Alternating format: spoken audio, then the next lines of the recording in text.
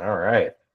Welcome to a Monday morning edition of Brown and Browner. We're doing a little follow up from the weekend and hopefully kind of tee it up with some crazy, I wouldn't say crazy, but at least eventful events during football yesterday, to say the least. Very interesting outcomes, to say the least. Yes. And I can't wait to talk about the JETS mess. We spelled that loser. Yeah.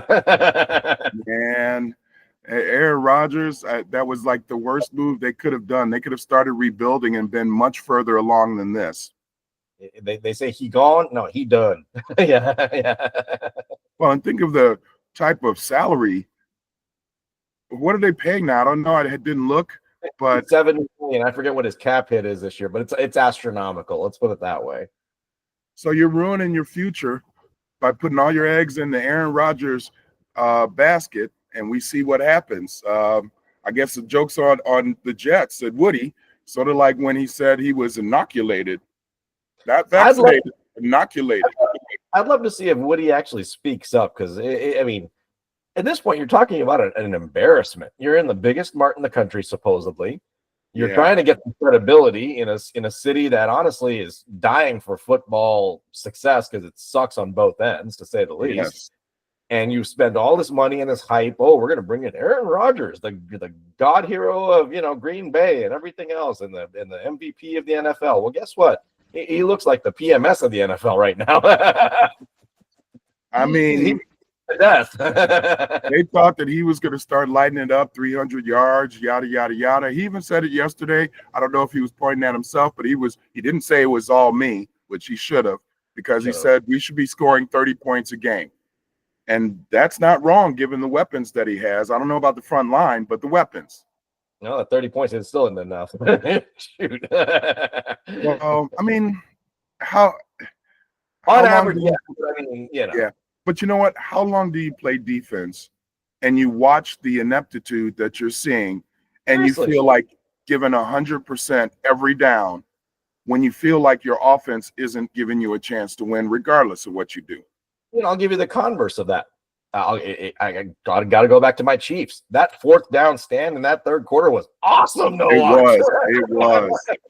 And you know what though? But they are playing for each other. Are the Jets playing for each other? And you got to feel for guys like Sauce and all that other, characters on the defense. You're like, all right, this could be a good defense. It could be, and it is. But when you're getting nothing, absolutely nothing from your offense, you're in the same boat as again, this kind of got turned upside down yesterday with the Browns, I got to say, but the Browns defense, same boat. You got Myles Garrett and that a great defense, and hey, they brought it on against those purple people yesterday. I mean, I'm shocked that they did that to the Ravens. I would actually equate the defense to what happened to the Bears yesterday. The Bears offense was the sorriest thing, It was like going back to when you had the vibrating football and you had the guy and you would put him on and you think he's going to go straight and he ends up going in a circle and he goes in a circle and he goes in a circle. That was the Bears offense for at least 3 quarters. And then they woke up. Caleb had less than like 90 yards for 3 quarters, some garbage stat out there. I'm sitting there like, okay. Horrible. It was horrible. And then when the defense needed to play, they had this idiot over there talking to the fans as the play is going on. I'll rewind it even back. So even on the drive that they got the Roshan touchdown at the end there, it was, I believe, third down, maybe second down. I got to look back at what it was. And you decide to run the ball with Caleb Williams inside, I believe, the 12-yard line. And I'm thinking, who was calling the plays in this place? I didn't get that. I didn't get it, but they recovered. They scored the touchdown. You're up. Well, they only scored because of the penalty, the pass interference penalty. Well, that's true. They got the ball back. Otherwise, it was going to be commander ball. No question. Yes, that is true. I just feel like after everything that happened, how is it, one, the play before the miraculous Hail Mary, They pull their defense, like 40 yards off the ball so the guy can catch a quick out. Isn't the thing that you do, you have everybody standing on the sideline, a couple of linebackers in the middle to make tackles in the middle, and you try to get them inside so they do not, because they have no timeouts, they cannot do that. Or at least make it tougher for them to make that play. Because he can't throw the ball 70-something yards, but he could throw it 65, which is exactly what he did. Tell you what, that was a hell of a ball. It was a hell of a ball, but God darn it, they do this in Pop Warner. Hey, if the ball goes up, you guys, 1, knock it down. 2, there should be somebody standing there should be the furthest guy back should be our player, not their player.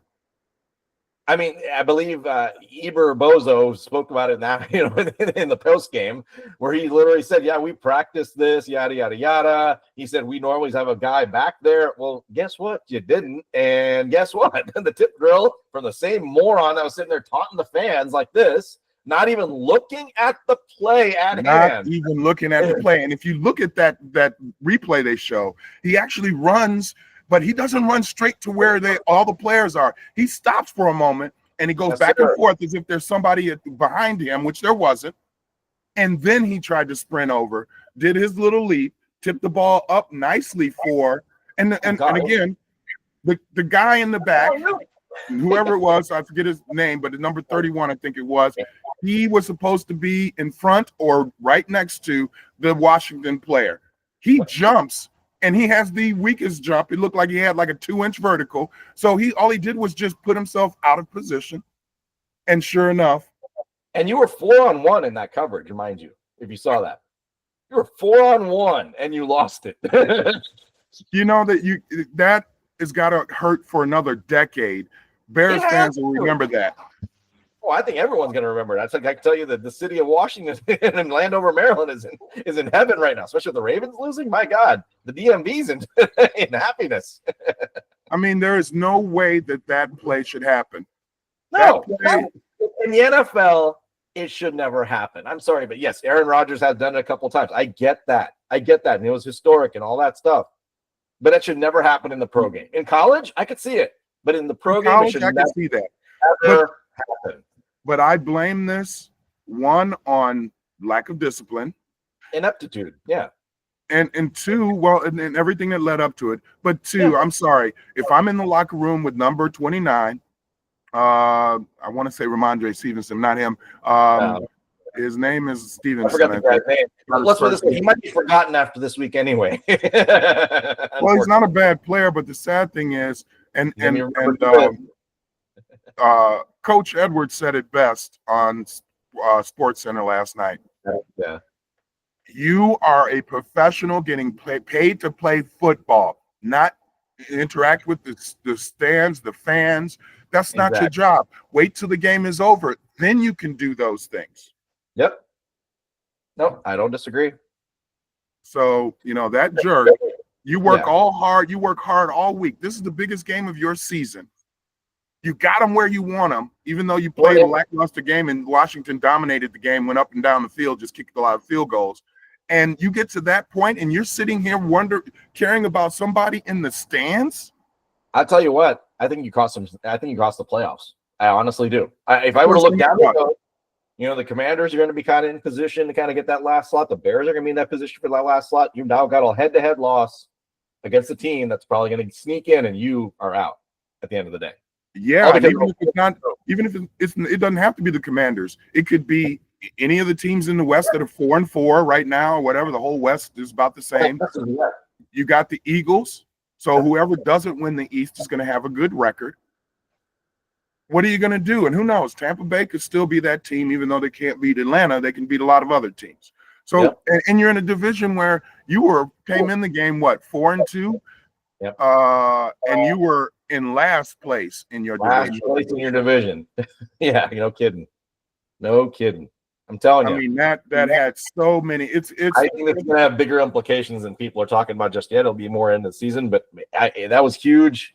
On like you just said, Eberflus even said after the game, it's like, yeah, we played a really hard fought battle. I was proud of the way the guys fought back in that game. Yeah, until the last play, and then you quit. That was so deflating, and it was so the Bears. It's sort of like the Jets. Oh, 100%. As you watch these games, you know the teams that know how to lose. Yep. You just know teams know how to lose. Being a Chicago fan Yep. for a long time and a Kansas City fan for a long time, we understand what that means. Yeah, there's a professionalism to how to losses come, unfortunately. You know, and it sounds like, oh, well, how do you lose that game? We're saying that about the Jets right now. Yep. We've said that. I've been a Bears fan since the 70s. So we've said that many times. A team should not beat you when they're kicking nothing but field goals all day. Well, I hate to say it, but there's a little bit of predictability in all this. So, the Bears fans know what to expect. They expect this, and then this, It's always been true. Yep. The Jets, I mean, honestly, they've been setting up for failure this whole year. Well, guess what? It's still continuing. That's what it is. Now, I did take the Browns yesterday. That's the one. The Ravens have always done this ever since I've been around here and understood it. They come up huge one week, the next week's always a letdown for them. Always. It's been historic for them. and I've also seen them, and this is not just this year. How can they build leads, get leads, and in the fourth quarter, it's like their defense becomes nothing but Swiss cheese. Last year it was like 4 games or something. I can't even remember the streak they had. Like they were just riding first, into the fourth quarter, no problem, and then all of a sudden, crash. But I have to say, I didn't see this play that everybody loves, Hamilton, but my man had the game in his hands, and unfortunately, he wasn't all-state because he fumbled the hell out of that. And the very next play, come on, man. I'm sorry, but that one's on him too. That's the game winner. Yep. Yeah, and I'll say, hey, props to James Winston. All I can say is that the guy deserves that win. I love a comeback story. At the end of the day, the guy deserves a shot because he was an NFL quarterback at one point and starting. Decent, for Tampa Bay and others, Yeah, he's motivational. He could be a locker room leader. We can see that. But he's got to prove it on the field. Him, Baker Mayfield, the guys like that came out of all that class, if you will, in the semi-SEC, ACC kind of build from back then. There's some potential there, but the guys have never gotten a true shot. Now they're getting that true shot. Let's see how they pan out. I mean, you got the guy up in Minnesota still doing things at the end of the day. Dark. Yep. That guy, same era of quarter in college, but just at USC. So you got a lot of these quarterbacks that came up in that little like 2010, 2015 kind of range, whatever, that nobody ever talked about because they've all kind of been backed up. And Mayfield came from the Big 12 when it was still the Big 12. I don't know what you call it now. Seeing that the departure of the biggest teams in there. We're 16 teams, but we're the Big 12, just like the Big 10's like 20 teams. But it's not the same teams. How is Texas not in the Big 12? No, I'm telling. So see, maybe we can get on that little schneid too. So there's a little clip I sent you earlier from Gino Auriemma. And basically his whole spiel was all against NIL and all this bullshit. Basically, he was criticizing the fact that we still call it student athletes. 100% correct.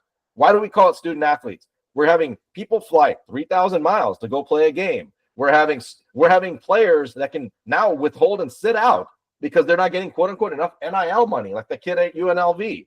You've got it's a pro sports environment. Let's call it what it is. It's semi-pro sport. That's what Gino Auriemma is arguing in his little rant over the weekend, basically, that the people may have seen online. And frankly, I'm 100% behind him on it because at the end of the day, college sports is nothing but a money-making machine, nothing different than a sport than a pro sport at the end of the day. It's always been that, except the players never got a piece of the pie. Now that they do and they can and all that stuff, and the fact that universities are capitalizing by creating this consolidation of conferences and all this other bullshit. It's going to be one big conference. Rutgers playing UCLA and they're crazy. Miami playing, San Diego State or some bullshit. I mean, come on, people. Like, college was meant to be a rivalry sport. I'm sorry, but I miss the days of Kansas, Missouri, and basketball. It was one of the oldest traditions in college basketball, blown up because of all the conference realignment. Yep. Arkansas, Texas, and the SEC, and what used to be the SWAC back in the day, gone. Yeah. I mean, like you said, Texas, Oklahoma, not in the Big 12. Like, how does that work? How does that even work? That doesn't even make sense. And like you said, Oklahoma State are in separate conferences in the same damn state. Think about that for a second. Well, and like you said, it's about the rivalries. It's about, and the pro sports have that. It's inherent in that, and the way that the makeup of the different divisions are generally regional. Generally regional. It's supposed to be, and that's the thing. You're supposed to. It's supposed to be the evolution of youth sports. So in youth sports, you start at the local level, you go out to the county, you go out to the state, you go out national. That's the progression. College is supposed to historically work the same way, where you have these regional pods at these different schools at different levels, D1, D2, D3. At national levels, they grow out and they play national championships after they've completed their regional. Now, guess what? In baseball, we still do that. In college baseball, we still play regional, sub levels and stuff So like that. wait, so the way that the colleges are aligned in football aren't the way they're aligned in other sports? Well, in what sense? So you're Well, saying, you just said that in college. college baseball, they actually work with the regional format in their national tournament. So they have, like, let's say the SEC and the ACC, because it's located in the Southeast, they all play one another before they advance to Omaha. But don't they now play the Texases of the world and the Oklahomas now that they're in the SEC as well? They travel, yes, during the season, during the conference, but during the playoff portion of it, they're still potting baseball into geographic regions. You still have the West Coast, the Northeast, the Southeast, the Southwest. It still exists. The Midwest section, it still exists, and they play it that way in college baseball. Now, college basketball, we still name those sections. If you remember, if you look at the bracket of 64s, I like to still call it 64. Yeah, but they've changed. They've changed Too, where you have a Midwest, regional, Southeast, but all it is location. They don't care because everybody plays everybody in that tournament. It's different. But baseball and softball, both in college, still work on a geographic level, which is weird. Now, like I said, conference-wise, they still play everybody in the country. You'll still see a Rutgers play a UCLA in the middle of the season. Yeah, I saw Rutgers against USC yesterday or Saturday. That would just make no sense. But TV. But during their postseason in baseball and softball, they'll play regional, sub-regionals in their section and conferences within their pod and not within the regular, national landscape, which is the complete opposite of college football, college basketball, and everything else that you compete in. So tell me where there's some sort of congruency. There's none. And then that's the problem. Because it's all a money grab, because football is king. Football is king, and it is the one, the cash cow. And now they've bastardized all of the different conferences to a point where the conference might as well not even be named the conference it is. Because it doesn't exist. Well, and schools pay to play one another too in the non-conference, and that's what it is. It's all about the money grab. Why even bother with the conference portion? You may as well just pay each other to play each other geographically, however you want at the end of the day. It should just be one big conference. Now, what's the point? Yeah. And I'm sorry, you could put an Appalachian State on your calendar and pay them $2 million to play you and lose or whatever. Except Michigan, they find a way to lose to them. But at the end of the day, there is no kind of continuity when you look at how fans see the game. What are you talking about when you say Rutgers against USC? They've never played each other historically. There is no history to call upon. There is not anything to really hype up the game, hype up the crowd, hype up that whole idea. Rivalries are the best thing that happens. That's why you hate certain teams, not because they're good or bad. It's because they've been in your conference, been in your division, been in your whatever, and you've grown to dislike them because they have either hurt your team from being able to be successful, or they just became so great you just didn't like them, like some of the old Green Bay teams. So riddle me this. Okay, we're talking about the whole money grab stupid thing, and we're all obsessed with, I guess, media dollars and all that. How does a local rivalry not exceed in value in terms of dollars than what the media has? That's where I still like Kansas and Missouri is my example because I lived it, breathed it, saw it. In Kansas City, you have a town divided. And I'm sorry, but anytime you had any sport, Missouri, Kansas, there was a gathering, and it was huge. I was born in Kansas City. I understand. Right on the line, you got Missouri versus Kansas. Everybody showed up to watch. Was glued to a TV. Went to a bar. Went to the games. Everything. You had pre-gaming, the whole 9 yards. Like there was huge attendance. I mean, there was money. There was money being thrown around like you wouldn't believe. SEC game, same thing. When you have a Tennessee Bama game, it's a show. I mean, I'm sorry. That's where I at least appreciate the SEC. Like they kept geographically intact to maintain their rivalries at least. And that's where all these other conferences, the Pac-12, the Big Ten, and the Big 12, I give them shit for it because they blew up their geographic rivalries. The SEC kind of got lucky in that sense because it was able to preserve all their geographic rivalries just because of the way that they were structured. And they, of course, expanded on top of that. They got Texas and Oklahoma. And how many SEC teams were leaving the SEC? The SEC was the moneymaker. Everybody was coming to the SEC, not necessarily leaving the SEC. Well, and they prided themselves on the rivalry. Like they called Georgia, Florida, like the biggest, I think it was the biggest cocktail party in the country, I believe is what the nickname is in Atlanta every year. And like that's their tradition. Bama, Tennessee, a couple weeks ago, boom. I mean, huge. All that stuff. That's what creates college. And you look at the attendance. You have 100,000 fans showing up, and I believe I think you actually missed one of our work calls, but there's another guy at work that lives in Knoxville. Mm-hmm. He's on one of our teams. He had to pay $500 for a 300 level seat for the Tennessee Bama game. Wow. Yeah. Nosebleeds. That's more than what the Bears are charging. That's more than an NFL game. Think about how much money is flowing into those rivalry games in college. So to the fact that college has blown up a lot of those rivalries, across the country, just it blows my mind because there's money to be had in rivalries at the end of the day. There totally is. Plus, there are just certain towns that don't have anything but college football. Well, I mean, I hate to say it, so give them what they want. Don't just assume that they're willing to come because there's nothing out there and we can just throw them any kind of matchup and it's okay. But I think I heard a radio host the other day. It's like, think about every city where SEC schools are. They're in Podunkville towns. Exactly. Towns don't exist, Yep. Well, especially down in those southern states. Okay, so Alabama has how many professional teams?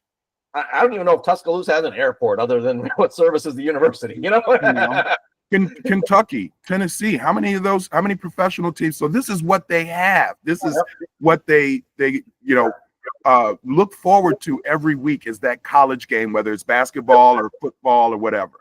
Still baffles me to this day that the MLB doesn't have more of a presence in the Southeast. Like, how does Nashville not have a team? How does, Jackson, Mississippi? I don't care. Like, you could put it up and it'll sell, It will sell, but the Major League historically has not looked at those locations. I'm not sure why, but they have not. But no, like you said, the biggest thing in the Southeast, and it stood the test of time. None of those teams left, as you saw, right? Yeah. Why would I leave? We're the money maker. You're going to want to come to our party. We're not going to your party. Yep. Now, see, I mean, in the Big Ten, I'm actually surprised. Well, maybe the Big Ten wasn't approached. I don't know the whole story about the USC and the UCLAs of the world, but I feel like the Big Ten didn't need to do that. They had rivalries already baked in across the Midwest. Yeah. Always. Yeah. And they're big. Go to Michigan, Ohio State, it's a religion. Michigan State's a religion. Yeah. That's big. Illinois Northwestern, big. I mean, everything, Yep.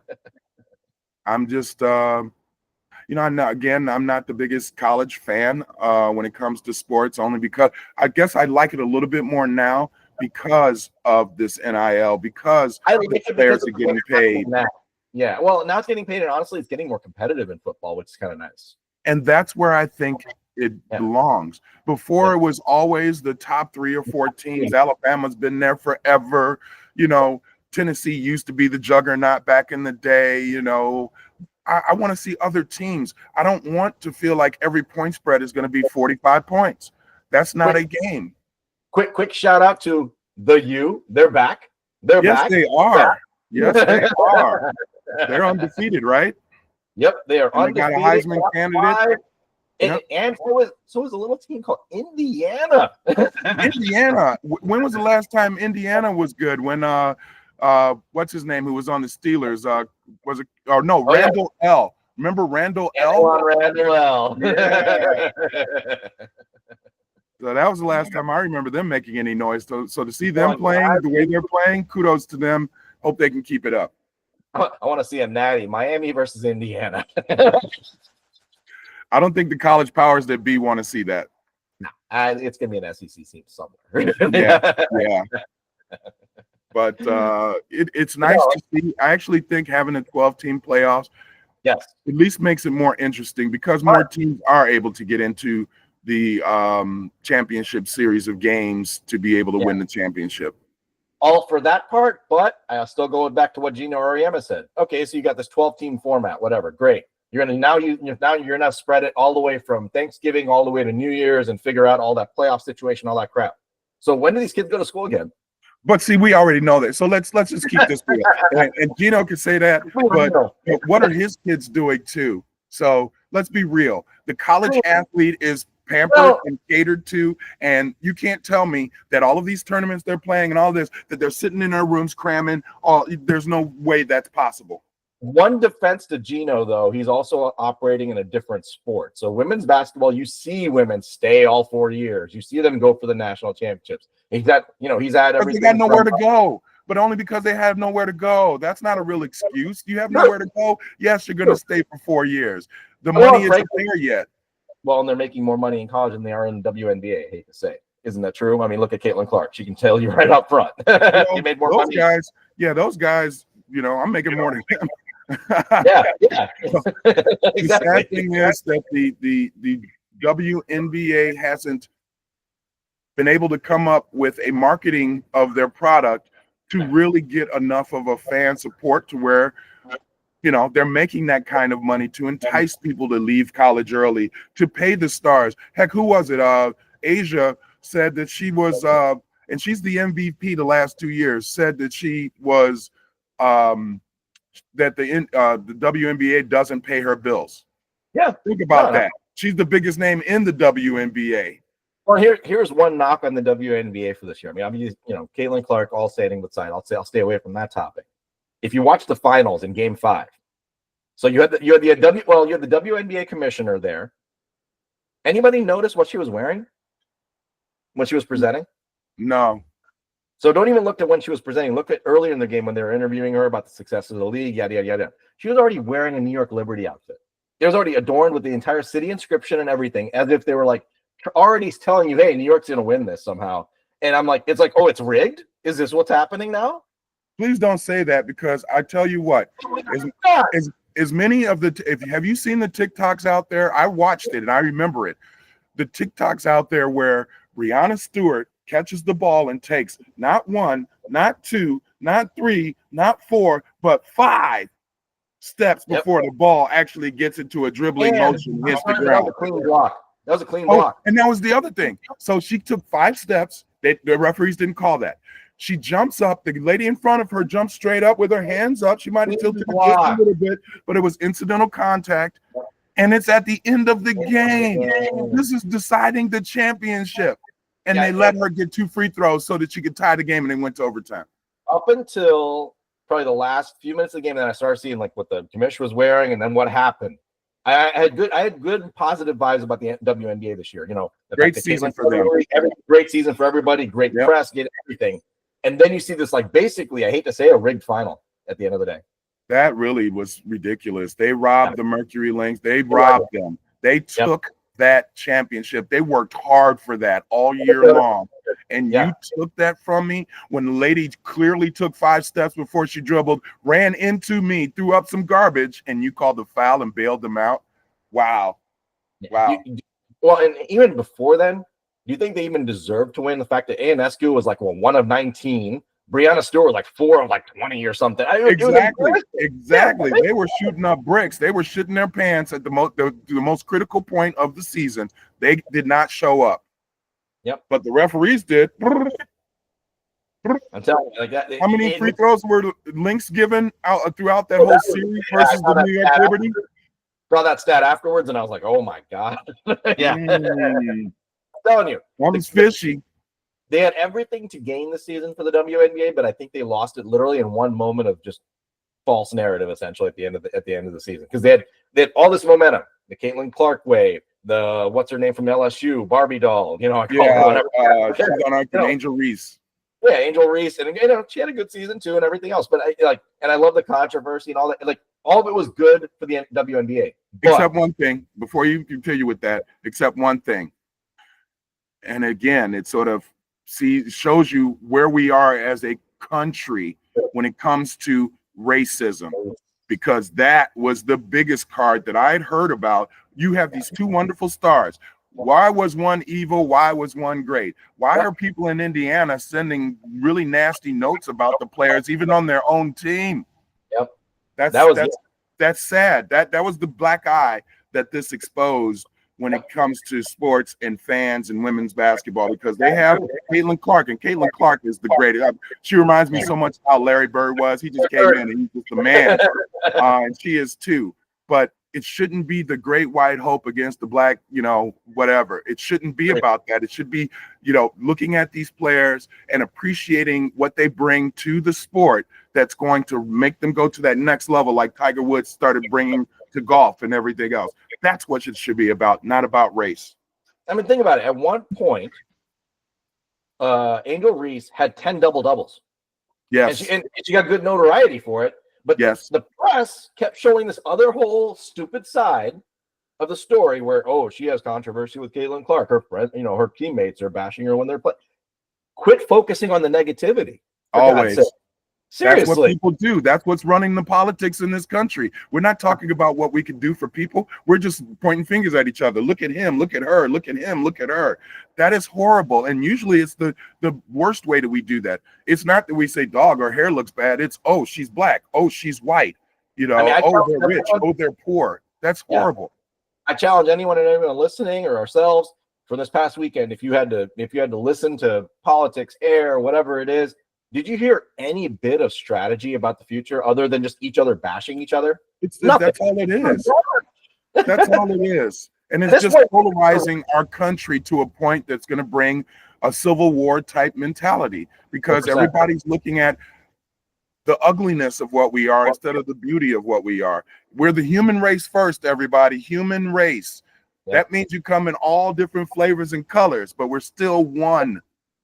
That should be the focus, not I'm better than you because I'm.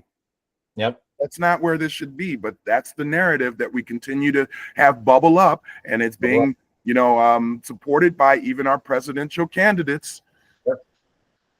One in particular, not going to say because the other one doesn't really start like that, or even, but that's what we're all about now. It's about flash and flare and sound bites, and it's not about substance. It's not about decency and principles and morality that we should all share.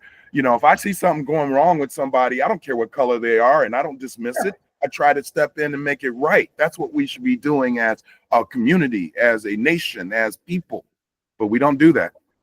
Nope. Like I said, it's all of that has been lost, and I think we're at a tipping point in the country, unfortunately, where we're going to be making these choices in the next week or so with all this craziness. And honestly, I think regardless of what the outcome is, we're just going to lead to more divide. Simple enough. Even more divide. People have basically set up. They're in their trenches, and nobody's willing to listen to reason anymore. It's just all about emotion. And emotion is not going to drive us to logical, reasonable outcomes. It's going to do just the opposite. Yep. No, like I said, I wouldn't say anything like brace yourselves, but all I could say is, try to be more human. That's all we can say. Try to be more human, decent, appreciate the fact that we've got one another as people in this world. Try to work with others in the most constructive ways possible rather than to deconstruct. Simple as that. That's it. Let's pull each other up and make something better of ourselves as opposed to try to put each other down. For what? Hey, if you're poor, if you're white, you're black, brown, whatever color you are, those conditions exist throughout everybody, and nobody's better than anyone else, regardless of how much money you have, regardless of how you look, regardless of the color of your skin. It's about the substance of your character. Martin Luther King said it so well. That should be the narrative, and what we should put our stock in is being better people to ourselves and to the world around us, and that makes the world better. It's not pointing the finger. It's not trying to blame you. It's not looking past the facts to come up with a narrative that suits your feelings. Yep. It's not that. Nope. I totally I've dealt agree. with prejudice my whole freaking life and still do. My kids do. And it's sad because I've never been that kind of person. I don't care what color you are. I don't care. It's how you are. How do you treat yourself? How do you treat the people around you?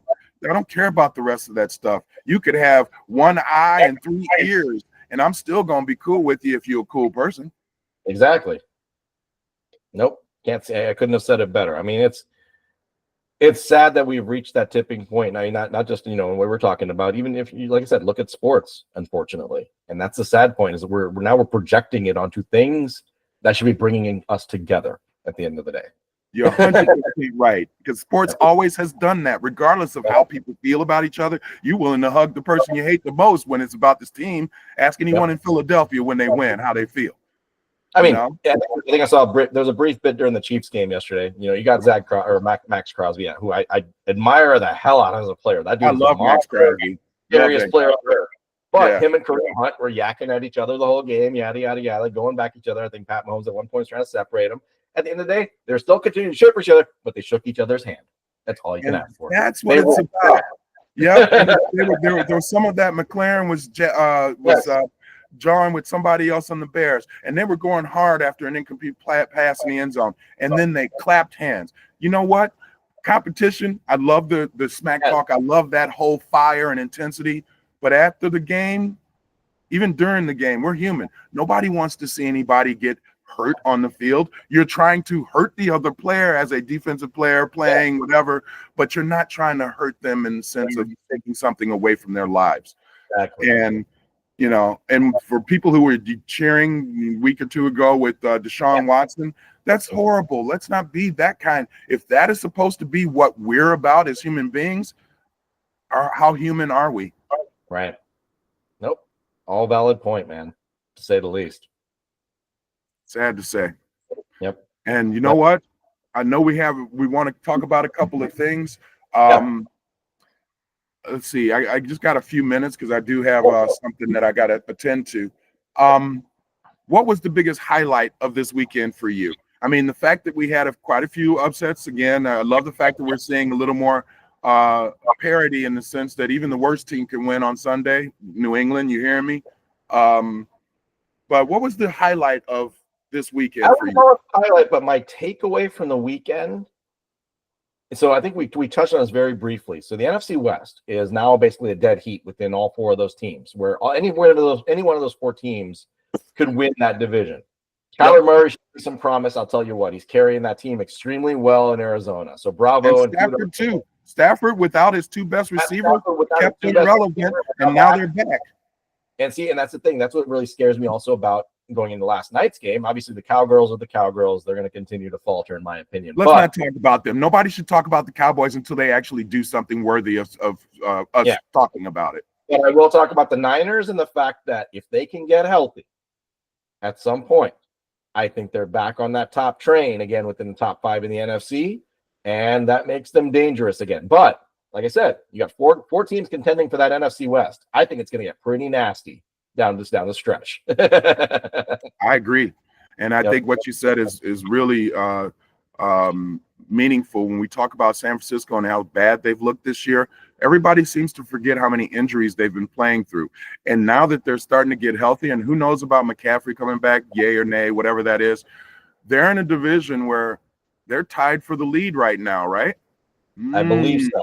Yep. They played their worst ball, gone through their worst nightmare, and they are on top of their division. Speaking of worst ball and still on top of the division, there is that Kansas City Chiefs team. That's a whole different worst ball. They're top of the league, undefeated. Statistically, Pat Mahomes is in the bottom third of quarterbacks. In the league. Yeah. I'm glad I don't have him on my fantasy this year. Yeah, I tell you what, it's hilarious to watch. You see how many picks he's thrown, and he did have a couple touchdown passes yesterday and everything else. But I mean, at the end of the day, even being the worst statistically, the man is a leader on the field. They figure out a way to win, and Andy Reid is still the king of coaches, in my opinion, because he figures out how to use his players to the best of their ability, aka Kareem Hunt. Agree. And it's got to be deflating for all of the other NFL teams to see Kansas City look so vulnerable, but yet can't be beaten. I've worn my Kansas City shirt out on every weekend out here, and obviously I'm in Ravens territory and Commander territory. But I've never heard a situation until probably these last few weeks where people say they hate Kansas City because of how much we're winning. We are in that era of like patriotism. And I love it. I love it. That's how the Patriots were for the longest. After it's one, and it's human nature and what we do, right? We prop things up, we appreciate it first, then we glamorize it, we adorize or adore it, and then we hate it. And then we want it to go down, and then you want to see them lose. And that speaks to what Kansas City has achieved in the Mahomes era. How long has he been in the pros now? What is it, 5 years? Is this right? This is 5th year? 2018-19. Yep, I forget what the season. Yep. Okay, so 5-6 years. So think about that. Before Mahomes, where was Kansas City? Exactly. So 40 years of honestly being a Bears fan.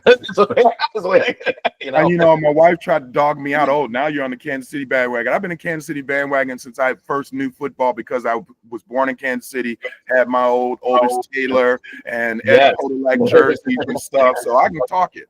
But boy, they were bad pretty much. Yeah, they had a year here and there, some Bonos, some Montanas, but not we great. were a good offense in the late 90s, early 2000s, all that stuff. But you know what? We never won a game. We lost to the Colts like 3 times when we were number 1 seeds, in fact, if I remember correctly. Yeah, those playoff losses hurt. Hurt.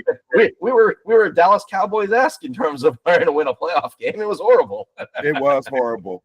So to see them rise now and to be dynastic in how they play and the conversation that evolves around their play and where they end up every year, it's wonderful to see. And loving Kansas City. Let's keep this going, baby. Go Chiefs, baby. Go Chiefs. We've got our star players, but at the end of the day, one thing I pride myself, and I talk about this to my son, I'm like, they're a team. That's what I love about it. They're a team in a team sport operating in a team fashion. Defense, offense, everybody is coming up with success at all over the field. I mean, you got guys scoring touchdowns that don't score touchdowns. You got Xavier Worthy here and there. You got everybody. Travis Kelce finally got on the board, and he didn't finally first TD this season. Yep. But at the same time, like, he went all those games without it, and we're still doing well, and he was just living in the success of it. That's what a team sport player has to be. Well, and that's why I always like team sports when you have that. And I think it's a funny dynamic with Kansas City. I think like when New England had its dynastic decades, both their offense and defense were clicking. Yes. Kansas City has a different dynamic. At first, it was all offense carrying the defense. And now I feel like it's all defense carrying around. And that's a beautiful thing to have because with Mahomes and the offense they do just enough to win every game when it's needed. All of a sudden, they look like the old Kansas City. It's like, oh, wow, they can pass the ball. They can run the ball. Yep. Don't let that start to snowball into something where they start building that confidence and they start performing like that every game. Watch out, league. I think they'll go undefeated because I don't think that's possible anymore. But if you remember the beginning of last season, I think at one point they didn't get necessarily written off, but they're like, oh, well, this ship's a little bit troubled right now. They're not going to see this run. And then all of a sudden November comes and everything starts clicking together. And it's a buildup, right? It's a buildup. You want to, for lack of a better term, shoot your wad too early. You don't want to do that. Hey, perfect example. New Orleans was the talk of the NFL the first 2 weeks. Yep. Remember, one of those games was against Carolina Panthers. And then they lose every game since. Yep. Philly did that last year. What were they, 10-1? And then so you gotta, it's gotta be a steady progression. Well, a progression to execution, perfect execution, situational play. That's what you learn as you keep going along. And the beauty of Kansas City more than any of these other teams is that one receiver goes down, 2 receivers go down. In San Francisco, when that happened, what happened to their team? Right. In Kansas City, we're playing like the old New England teams where they just seem to, hey, grocery clerk, you look like you got a little athleticism. Come on our practice. We're going to get you ready for the next game. And Mahomes makes it happen. He's the oil that really makes this machine work in such a way that it's just fluid in how they produce. Not all game, but when it counts, they count. Produce. Yep. When it Gotta counts, love they can. it. Like you said, I think you Not said the this key team though. Not this team here. situational execution. That's what you try to build up as a season goes on in any sport, where you can pull that off. I mean, hate to say it, but even transition over to baseball, that's what the Dodgers are doing right now. Yeah. But don't count the Yankees out yet. They just won their first 2 home games, so that's what's supposed to happen, right? You're supposed to win at home. I think it's gonna be a home and home series till the end. It's gonna be interesting to watch, and I'm glad that Shohei is not going to be held out. I think he's going to be playing. I think Game 3 from what I saw. Yeah, you like to see teams at their best, playing their best. That to me determines the winner. It so sucks. And actually, I was a victim of this.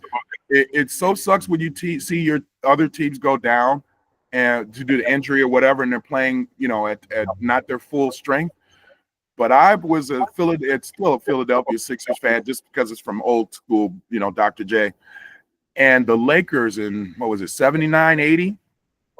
Magic Johnson was a rookie, and the Lakers played the Sixers on time delay because that was where the NBA was back then at night.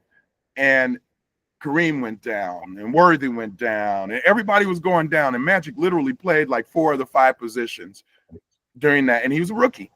Yep. And the last game, he scored like 42 points playing center, and they beat the Sixers in the finals. Yep. Amazing. But most of the time when teams have injuries, San Francisco and others, they aren't playing at their best. Yep. So you want to see a team playing their best, and you beat them when they're their best. You don't, like when we play golf, we're cheer for each other when we play, right? I still want to beat you, but I want you to play well, and I just play better. Well, honestly, victories are more sweet when you're beating the best. Simple enough. At their best. Yep. Yeah. You don't want to say you just beat some Joe Schmo, Carolina Panther. I'm sorry, but you're listening, Bears, because I had to temper a lot of my Bears fans, and I'm a Bears fan, but I had to temper them. It's like, oh, the Bears look so great. You beat Carolina and you beat Jacksonville the way you should beat teams like that. Exactly. And then you come back and you're beating the Washington team, and then you do the Bears thing. Yep, exactly. So let's not start putting $1,000 bets for the Bears to make the playoffs or win the Super Bowl.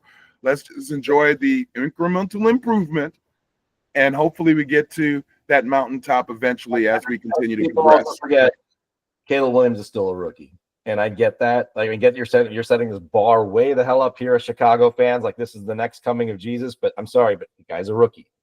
Give him a couple years. I think we need, honestly, I hate our coaching staff. I feel like we're not getting coached up, right? So here's the fun debate. Caleb Williams has the talent. We know that at some point. He has to be put in the right place with the right coaches. You take year one, you've got this Eberflus and these other characters around. Let's say you fire them next year. Aren't you just setting him up for failure then for having started the new system again? You know what? Like any other failed quarterback system we've ever had. You're not wrong, because that's what's failed many a Bears quarterback and quarterbacks in other systems or other organizations, is because they constantly have this changing merry-go-round. Every 2 years, you got to do system, you got to learn, do vocabulary, do everything.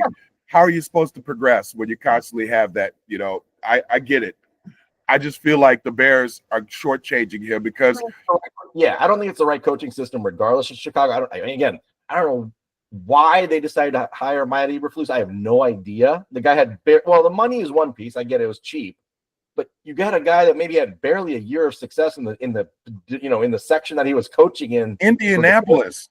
Right. That's what I'm saying. Like that to me, and honestly, that Indianapolis coaching tree isn't great. If you look at the whole sketch of things, I mean, other than maybe a Czech Pagano here and there, but the rest of it's just been.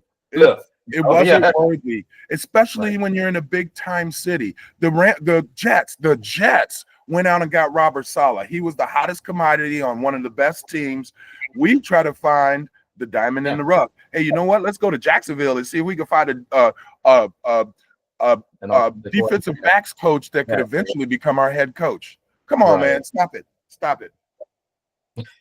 You bring up an interesting point with Saleh. So Saleh is now an assistant on the offense, which is weird, with the Green Bay Packers, right? I saw that. I read that. Yeah. As a consultant with Matt LaFleur. Now, I think it was done as a spite move. I mean, granted, LaFleur and Saleh, I get it. This is for Aaron. Yeah. Hey, Aaron, I'm going to go win more games with the Packers. You know, your former team. Yeah. The Packers are going to win more playoff games and maybe even a Super Bowl before you ever see success again. Aaron's tenure might be over after this year. I think it is. It has to be. I mean, you brought in all your friends. You failed. You couldn't beat the Patriots, who honestly are not that great. And you still couldn't even put up 20 points barely on your best day with your buddy, with your roommate, with your roommate sitting there side by side. It's just, at this point, it's almost an embarrassment when you talk about, especially like I said, I'm probably one of the few people that said that I've never been bought into the Aaron Rodgers hype. Yes, he's an MVP. Great. Statistically, he may have been great, whatever. I don't care. He has one title to show for it. One. And only like one, maybe two playoff runs to really show for it at the end of the day. So to me, he's no better than, let's say, any other quarterback that's done something similar. Hell, Matt Ryan may be able to speak in the same word. No, Matt Ryan cannot, because they blew 20-plus point lead against the Patriots. Otherwise, he could have said that. Fair point. But that being said, yes, the guy might have all the God-given talent in the world to throw the ball, and I think he does. But he's never proven it on the elite level of a Mount Rushmore of quarterbacks. Totally agree. Let's talk about the top 5 quarterbacks ever. Aaron Rodgers is not in that conversation for me. Maybe not even my top 8 or 10, honestly. He might not be the top quarterback in Green Bay if you look at it from a historical perspective. Yeah. Brett Favre did a lot more than he did with a lot less. Far less, yes. With far less, I agree. I think Rodgers has been overhyped. The dude, don't get me wrong, he's got skills. You can't say he wasn't dropping dimes all over the place. But it's one thing to be a winner and a true leader, and people follow you. Talk to Jim McMahon. Jim McMahon was one of the worst quarterbacks in the league. Not one of the worst, but probably mediocre, middle of the pack. But he was a winner. He even went against his coach and threw touchdown passes because he knew what a play was. When we came in against Minnesota, he threw like 2-3 touchdown passes. Dick hated him for it because he didn't do his play, but he knew how to win. That's why the Bears were so, cohesive and such a dominant force, because they had confidence in him. Do the Jets have confidence in Aaron Rodgers? See, I don't think so. And okay, so let's think down the road. Let's pretend that this might be one of Rodgers' last seasons, if maybe his next year's last season. More tragic demise, him or Roethlisberger at the end of the career? Because at this point, you're talking something like an evolution where it's literally just a fall off and you need to go away kind of thing, right? For both of those guys. I mean, Roethlisberger was in that boat for the entire last season. He was just barely standing on 2 legs and be able to throw a ball. That's because that guy got hit so many times because he's such a big bruising quarterback. Yeah. So, again, different skill set, different everything. But at the end of the day, we're talking about a precipitous fall at the end of your career where you can't even go out with dignity versus a Brady or a Manning or, where they will kind of leave on top in some fashion, right? In whatever way. Although, let's be real about something with Manning. I personally think part of last year, well, he might not have been the best quarterback in his family. I mean, granted, his father, notwithstanding, but Eli's a dog. Yeah, Eli did it when it needed to be done, and he did it with less. Yeah, and Peyton, if you remember his second Super Bowl title, who won that game? It wasn't him. Von Miller and the boys. Yeah, it wasn't him. So I'm not sure Peyton was all that great towards the end, and he knew it, and he saw it. He got his butt out. I'm kind of saying more toward the optics of like the end of a career. You want to remember all the great the at the end of the year or at the end of their career. These quarterbacks are able to say that they walked away at the top. Somewhere on top, either winning a championship or at least finishing with dignity is the main thing, right? Even Eli Manning finished with some bit of dignity, to say the least. But the way that Rodgers has fallen down with all this, hoopla and hype, like he's going to be the next savior of New York, and honestly hasn't done shit. I'm sorry, but you're kind of tarnishing your own legacy at this point. 100%. And I think for me, what tarnishes his legacy is the air and the arrogance he seems to have, where he's always the smartest guy in any room he's in. He could be in a Mensa, conference, and he thinks he's the smartest guy there. And that, to me, as a player, can't get behind that. No. I still haven't heard him take the real blame for all of this. Well, think about it. The real good quarterbacks. I mean, you got the Brady's and all that, and I get all that. they're the ones that are able to get their team involved, right? Like they're able to lead and show that they can get anyone involved, regardless of who's in the room, right? Aaron Rodgers really hasn't proven that to me anywhere. He's won a title, I get it, but it's not like I don't think he was like the true leader of that team by any means. Plus, would Green Bay have chased Rodgers out like that if yeah, exactly. See, that's the other think key about point. that. Key point. Yes. And think about what happened to Favre before him. They didn't chase Favre out of town. I mean, they did eventually, but he stayed and stayed and stayed. Yeah. You know, that was a Favre choice at the end of the day for, money and whatever. I don't think Aaron earned that because I don't think Aaron is as liked as people think. I'm not sure what Devontae Adams thinks of him. He might think he's a great passer, so I like being with him. He's going to make me better. But are they really that friendly? I just don't see Aaron Rodgers being the guy that you get into the locker room, you're sitting up, hey, let's play some spades, let's go out, let's have a drink. How many times has he gone out with his offensive line to give them like a drink or to say, hey, let's get together, guys? I can't picture him and Garrett Wilson out for a dinner, honestly. Like, you know what I mean? Like, I can't. It's just like that bad working relationship where you're at a place and they're paying you and you feel like, okay, I can do the job, but you're working with a bunch of people you don't like. And I feel like that's where the Jets are. And I feel like Robert Saleh, what you said, is really going to come back. I think that's going to come back because I feel like there are a lot of players in the Jets locker room that respected Saleh.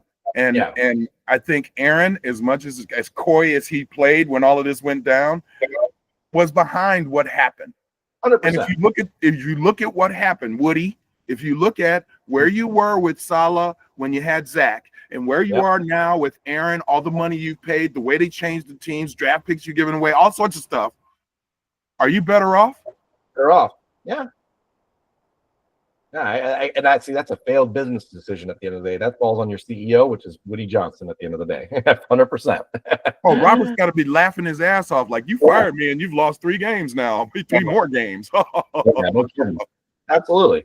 Now, I haven't looked to see if on the calendar if the Packers play the Jets, but it'd be kind of a funny irony if that happens. I would love to see that. Here's one thing that I want to make sure of that should be a rule across the sporting landscape. Dallas and the Jets should no longer get airtime because they don't deserve it. And well, see that, and that's where I kind of like I hate watching ESPN for that very reason, because in the morning you got Greeny and who's his Jets fandom, and he'll always talk nose up Aaron's butt all day. And then you've got Cowboy Steven over there. And I like his takes, but the guy needs to just shut up and not talk about the Cowboys for a few weeks, and let's see what Jerry has to come back and say on his own radio and everything else that he owns or whatever. Let him yap down there in that own state. Don't give him the national coverage. And that's it. That's it. If they were a small market team, we wouldn't even be talking about them at all, regardless of what their record is. I mean, are we sitting here talking about David Tepper and the Panthers? No. Seriously. I mean, exactly. So why are we doing this? And I'm sorry, Dallas has not been America's team for the longest. So let's stop all of that nonsense. And the Jets and Rodgers, you're just feeding his ego. Let's stop all of that nonsense. See, this is one thing I never understood even during the Patriots season. Your team name is Patriots. Your colors are red, white, and blue, and you were never accepted as America's team. Like, how does that not work? Seriously. Well, you get a couple of spy gates and air gates, and I suppose, but you got you know what it is. I feel like if they had someone who was besides Brady, who was representing the team, and I'm talking to you, Belichick. I'm talking to you, Belichick. When you get gruff all the time, when he doesn't say a word to you at all during any press conference, when he makes it seem like everything's, some kind of covert operation, and we're off to the next game. Yeah. I'm sorry, but how do you get on board with that? Well, look at him now. Now he's doing another job. So now he's all of a sudden the effervescent Bill. Yeah, he's all mouth of the South. I'll talk about anything and everything as long as they're paying me. Yeah, he's crisp and clean now. Before he was that ratty ass dollar that's in the corner of your your coin jar that's like all crumpled up and stuff. That was Bill Belichick. Cringy and rotten, no kidding. Yeah, nasty. The one that wouldn't go through the vending machine. Yeah, I was gonna say, got that little corner torn off so you can't put it in the vending machine. Seriously. But you know what? I'm not mad at Bill because he did a total 180. Guy is like all of a sudden he's funny and witty and says more words in one Pat McAfee show than he said in his entire career in New England. Truth. That's what's funny. Exactly. So I give him credit for that. Do your thing, Bill. Do your thing. Tom Brady's getting a little. I've read something like Tom Brady's getting a little backlash. He said something. What did he say? I don't know what he said. I didn't get to follow that. I mean, I've watched a handful of games now where he's commentated. He does some good, good technical analysis. But I'm sorry, I'm more captivated. Maybe this just has to do with his delivery or something, but he's got to work on it. I'm more captivated by guys like Tony Romo, guys like Jim Nantz. Obviously, that's the number one pair. There's no separation there. And I'm even more captivated by guys like Greg Olson, honestly, where again, technical advice. He's got a better delivery or cadence to it. Where Brady, he tries to put in the technical piece, and I get it. And he's got Burkhardt there and everybody else. It's a decent duo, but they just don't have that like it factor, like you want to tune in and listen kind of thing yet. And maybe that takes time. I don't know. I was going to say, this is just his first year. He's learning the ropes. It's a different thing. I got confidence that he'll do it well in it. Who did you say was the number one group? Did you say Nantz and Romo? Nantz and Romo is still like, to me, like the Kings. You think they're the number one? I like Aikman and Buck. I like those two. I stand those two. They're like the two old men from the Muppets. Like they do have a little bit of that with them too. I'm not a fan of Collinsworth and whoever the other person is. Collinsworth, I hate to say that dude needs to just go away. Like as much as I would wish death upon someone, like I need him to go away. I love Mike Tirico, but cannot stand Chris Collinsworth. Yeah, that's what it is. It's Mike Tirico. Not really a fan. Collinsworth, you're a great receiver with Cincinnati. Give you that. But that's where it stops. That's about it. Yeah, and then you need to go away. Exactly. Well, it's like the same thing of watching like CBS's. I just can't watch CBS's their in studio people. They got like Phil Simms and like Bill Cowher and shit like that. It's like those are people I don't really care to see. See, that's why I like the Fox in-office team better because they're a little bit more comical and dynamic. Oh yeah, with Howie and Michael and Jimmy. Yeah. But now NBC needs to fix their flavor. Get rid of Collinsworth. Maybe bring in Herm Edwards, perhaps. Or no, I'm sorry, not Herm Edwards. Sorry, Tony Dungy would be a little bit better, I think. But then you've got like two technical guys. What's that? Does Tony still do anything? He does the in-house in their studio. He doesn't do the on-field or anything like that. So that's where you have the Herm all over the place on ESPN, but I don't see Tony anymore.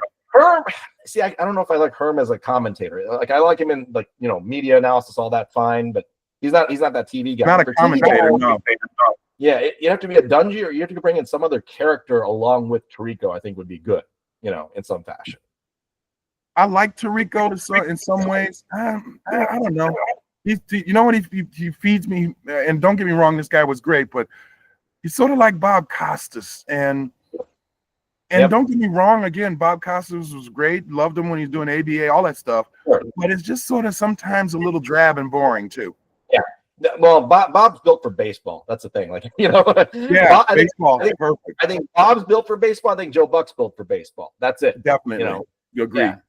But then, some of these other guys, like you're saying, like Tirico tends to take on more of a Costas vibe in football, and it doesn't work that way. Like you got to have somebody a little bit more dynamic, a little bit more energetic, somebody with some different spin kind of thing.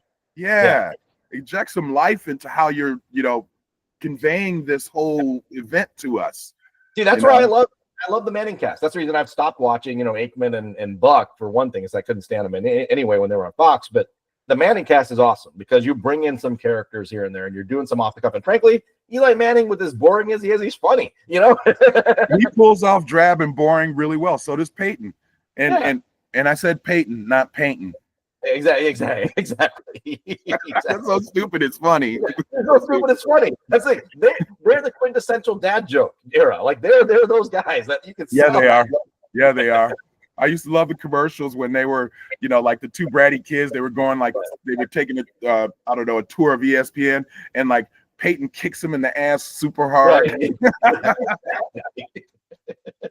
It just cracks me up, man. I don't know why, but they are funny, even though they're really bland in everything they do. But they just get together, and even separately, they're just funny, just like simple fun. Yep. No, that's right. That's right. Like I said, with Buck and Aikman, I feel like they're the old guys from the Muppets, and I forgot what those two guys were called, but it's just to remind me of those two stooges. Like, oh man, hold on, man, because we used to watch it, and they were like the funniest guys when they were busted. When they were busting on everybody else, they were hilarious. They were hilarious. Part of the Muppets was that. Yep. Hold on, I gotta look that one up. Yeah. I should know this, but you know, age sucks sometimes. Same.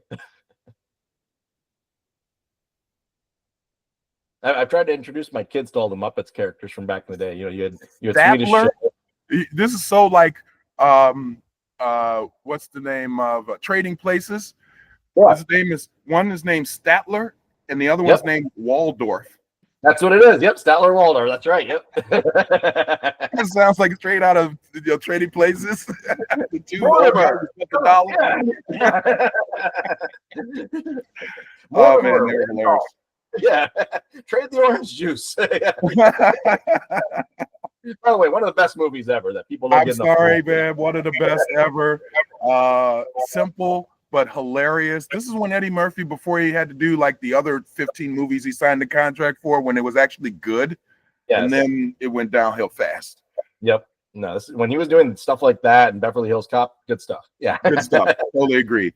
But then it started going to the clumps and to the this. Coming to America is good too. Yep. First yeah, Coming to America 1, great. Coming to America 2, I was like, really? I saw it. It was just sort of, it wasn't as bad as I thought it was going to be. So I guess that was a plus. Yeah, well, so side take here. Did Hollywood run out of ideas? Are we rebooting every freaking thing from the 80s and 90s these days? Like, seriously. We talk about it with every new movie trailer you see. It's either a prequel, or it's a literal redo of a movie that was made 30, 40, 50 years ago. Yep. It's like they have no ideas whatsoever.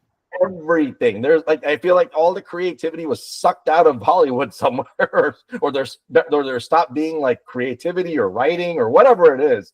I don't know. I know they had a couple of strikes, but that doesn't mean that did everybody just all of a sudden forget about storylines and plots and come up with things that are new and inventive and innovative? No, it's just redo. I understand. I understand COVID happened. I understand that, you had the strikes and everything, but like the classic, weekday sitcom went away, right? Like nobody pays attention to sitcoms anymore that come on. Not really. Not like all that other garbage that's on basically. And all the creativity of writing those sitcoms is all just reboots now. You get Matlock, the new version. I can't even believe that. I saw that with Kathy Bates, and it's like, hold on. So what is this? His granddaughter coming back? Get out of here. Badlock. What you know what I also noticed? And now everything's streaming. And I don't know if that's I don't watch enough streaming things to be with the shows to know. There's some good ones. We talked about some of the good ones. But I noticed, like, we just watched a show called Elementary. That's a great show. It looks like it could be good, but it's just like high potential. And it's just like the show where there's someone with this incredibly stupid IQ who has acute awareness of everything around them and can put it all together in seconds. That seems to be the thing now. For a while it was like the cop show, it was the hospital show. I feel like this is the next kind of show. Like there are like 3 shows that I could think of that have the same sort of background of this person was super smart, and now they're doing police work. Now they're doing police work or whatever. Now you have 15 different versions of Law and Order and CSI. Oh my God. Oh God. And another thing, you were talking about movies. How many Fast and Furiouses can you do? Is there another Star Wars that they're gonna do that's another prequel? How far can you freaking go back? That's what I'm saying. Like we're going, I'm sorry, but George Martin, what's his name? Star Wars. Like, how many different versions were written or now being falsely created to create a prequel? Like, I don't get it. Yeah, give me a break. Let's go back to Luke's great grandmother. Yeah, exactly. The fuck. They're ruining. Tired of it. It almost ruins the ingenuity of what the original story was. That's what sucks. Exactly. I think it was like 3 weeks ago. So my kids, I sat my kids down. I found an old movie called Three Ninjas. It came out in the early 90s, like 1991, 92. It was about 3 kids who had a grandfather that grew up in Japan, learned, kung fu or whatever, and they used that to tell a whole storyline. Great. I turned on Disney the other day. There's some like simple premise, not called Three Ninjas anymore, but it's the same damn storyline on a sitcom. And I'm like, have we run out of ideas again? Like, I think that's all that these writers are doing is let's go back into the kids 15, and I don't know. Well, and Fast and Furious, dude, they need to stop the Fast and Furious franchise. Just stop, please. I mean, eventually the characters are going to be too old. Yeah, they're going to be slow and grumpy instead of Fast and Furious. Vin Diesel's going to need a wheelchair lift to get in his car eventually. Like, It's just, Ludacris going to be bald and have no more crazy afro. Yeah, no. I just want to see something new that isn't old. It's like everything's retro retread as opposed to bright ideas. I forgot to take a whole like inventory of all. There's an onslaught of movies coming out during the holidays. I think going Thanksgiving and Christmas and stuff like that. The headliner, I think, being Wicked, coming out very soon. That's been big. You see it all the time. It's the third version of Wicked, if you think about it, because you had the theater version, you had already had a movie version, now you got another version. This one's supposed to be good. Great, I get it. Gladiator 2 is coming out in 2 weeks. Now, I love the original. I was a huge fan of the original, where I've watched it 17 million times. I haven't seen any hype, nothing about Gladiator 2. I just don't, one day I'd rather see a Rocky Horror Picture Show 3 or something. Seriously. I'm serious. I'm just tired of it. Man, we're out of ideas. If we're having to reboot, create 2, 3, 4 versions, whatever the hell it is, of other movies that we've already seen and done and characters we've already built, are we officially out of ideas in this world? Like, seriously. I don't get it, Hey, you know what? Let's do a new nursery rhyme. Instead of Goldilocks and the Three Bears, let's talk about Goldilocks' grandmother, because she did it with wolves. She danced with wolves. And we could bring in Kevin Costner, and it's so bad. It's just horrible. I'm tired of it. Now, one thing I'll give, I don't know whether I want to get credit for or the fact that he's just creating so many stories out of it. There's a guy named Taylor Sheridan. So he writes a lot of these scripts for Hollywood, particularly for Paramount. So he writes one of my favorite shows, Yellowstone. I love Yellowstone because the way I haven't seen that. That's a Kevin Costner show, right? Costner show. It's unbelievable. It's kind of talks about like a little bit of the vibe of the Old West mixed with the new kind of thing. Very cool premise. Now, there are also 17 different offshoots of a similar story. Now, Taylor Sheridan prides himself on writing about Western culture, meaning Western United States culture. So right. Capital era stuff, old West, 1800s, 1900s, the coming of age kind of stuff, which I like the fact that he's come up with all these different scenarios and stories for that. That's great. But why is one guy tied to all of it? Like, I don't get it. Like, literally. And apparently, like, he had a whole story too, where he had fought with Hollywood to try to get some of this stuff published, couldn't get it done. So he went independent. Now he's kind of like this rogue figure in Hollywood that everybody likes working with or whatever. And he's come out with all this stuff on Paramount, which is great. And then, like I said, some of it's good stuff. But he's also gotten a lot of like stars to be cast in it, which is kind of crazy. Like you got Harrison Ford in one version. You got, Kevin Costner in another. He's gotten like I forgot there's another one called Lioness or something. That's got a lot of elite like Halloween actors or Hollywood actors and stuff like that too. Lioness, is that the one with Zoe Saldana? That's the one. Thank you. Yes. Yeah. Yep. I sometimes get afraid when I see too many. It reminds me of what was it, like The Invasion from Mars or something, where they had like every A-list actor was in it. Yeah. And when they have too many good actors in it, it's usually the worst movie I've seen. See, the only time that works is when you reboot a 60s thing like the Ocean's 11 series or something like that. Otherwise, it doesn't work. Yeah. Hey, you know what? I know we've been on and for a little bit, and I got a few things I need to do. Let's recap maybe at the end of the week, make our picks for week, what is it, 9 now, almost, shoot. Yeah, we can take that on Thursday, see what's going on. No, I think we're going to have some very interesting weeks as the latter part of the NFL season goes on, and we're not going to talk about the Jets or the Cowboys. Correct. They're on a blacklist. Another good. Now that was a good series. I like that one with James Spader. That was good. Absolutely. All right. On that note, like we said, you want to send be this off? Be well. Yeah, be well. Again, the things that we were talking about, let's be more human, guys. Let's have a little bit of compassion and consideration for each other, and let's be more about what's real and what's truth and what's humane, and not this craziness that we've been seeing in the world today. Yep, wholly agree. On that note, we will see you later this week. Adios. All right, peace out.